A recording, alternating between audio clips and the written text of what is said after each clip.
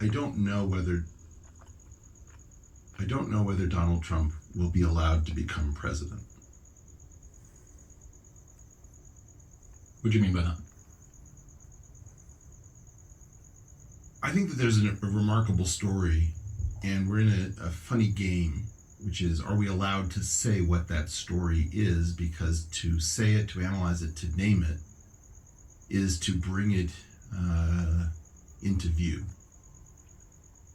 I think we don't understand why the censorship is behaving the way it is. We don't understand why it's in the shadows. We don't understand why our news is acting in a bizarre fashion. So let's just set the stage, given that that was in February.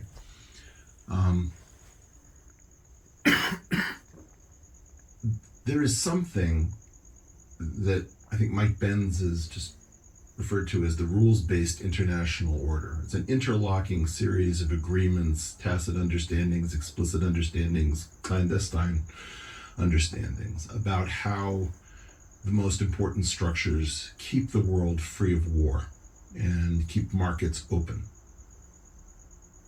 And there has been a system in place, whether understood explicitly or behind the scenes or implicitly, it says that the purpose of the two American parties is to prune the field of populist candidates so that whatever two candidates exist in a face-off are both acceptable to that world order. So what you're trying to do from the point of view, let's take it from the point of view of, let's say, the State Department, the intelligence community, the Defense Department, and major corporations that have to do with international issues, from arms trade to, food. They have a series of agreements that are fragile and could be overturned if a president entered the Oval Office who didn't agree with them, and the mood of the country was, why do we pay taxes into these structures? Why are we hamstrung? Why aren't we a free people? So what the two parties would do is that they would run primaries. You'd have populist candidates, and you'd pre-commit the populist candidates to support the candidates who won the primaries.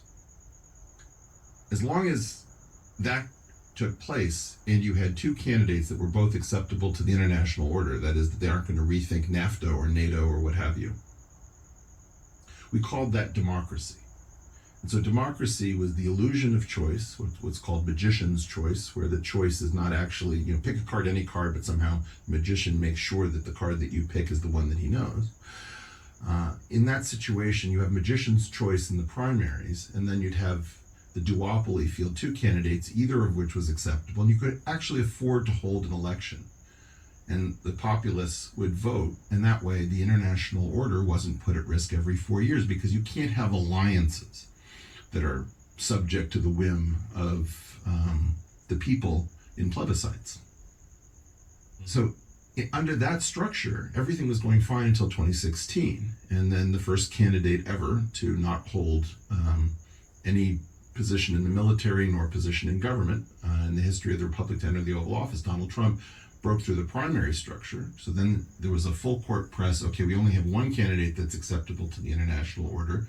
Donald Trump will be under constant pressure that he's a loser, he's a wild man, he's an idiot, and he's under the control of the Russians. And then he was going to be a 20-1 underdog, and then he wins.